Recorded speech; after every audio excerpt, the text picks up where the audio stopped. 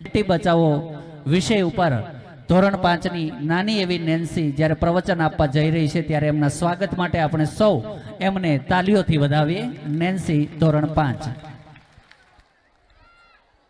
બેટી બચાવો અહીં ઉપસ્થિત માનવ સમાજના ચિંતનકારો, આગેવાનો, બુદ્ધ કૌશિકો, શિક્ષણવિદો, સફળ ઉદ્યોગકારો, નિષ્ઠાવાન પત્રકારો, રાજનીતિજ્ઞો, સાચા અર્થના સમાજ સેવકો તેમજ બાળકોના શિક્ષણ પ્રત્યે જાગૃત વાલીશ્રીઓ, મારા આપ સર્વોને નમસ્કાર। હું માના ઉદરમાં રહેલ એક દીકરીની વેદના મારા શબ્દો વડે આપ સુધી પહોંચાડવા માંગુ છું। માં, જો હું પાયલોટ બનીશ તો ચોક્કસ તને હવાઈ સફર કરાવીશ। હે માં, મને જીવનમાં તક મળશે તો ભારત માતાની સેવામાં મારું જીવન અર્પણ કરી તારી નામના વધારીશ। માં, તું વિચાર, તું પણ એક સમયે એક બાળકી હતી। માં, તું વિચાર, તારી માએ ભ્રૂણ હત્યાનો વિચાર કર્યો હોત તો તારું આ પૃથ્વી પર અસ્તિત્વ ન હોત। માટે હે માં, તારી લાડલીને માર નહીં, તેને જન્મવા દે। દરેક માતાઓ તેમજ સમાજના લાલચુ, લોભી અને પાપી ડોક્ટરોને મારું નમ્ર નિવેદન છે કે મામૂલી રૂપિયા માટે અમને મારવાનું આવડું મોટું પાપ ન કરશો।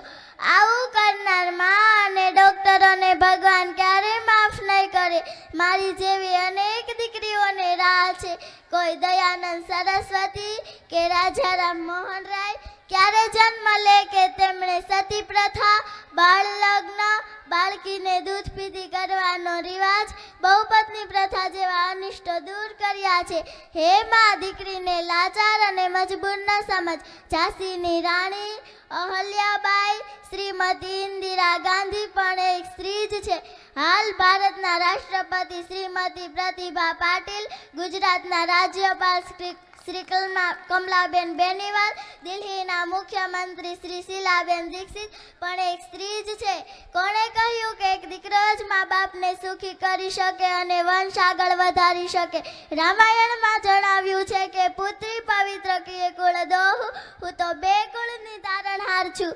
દીકરી માટે પિતાનો શબ્દ તે વેદ અને કુરાન કે બાઇબલના વાક્યો બની જાય છે।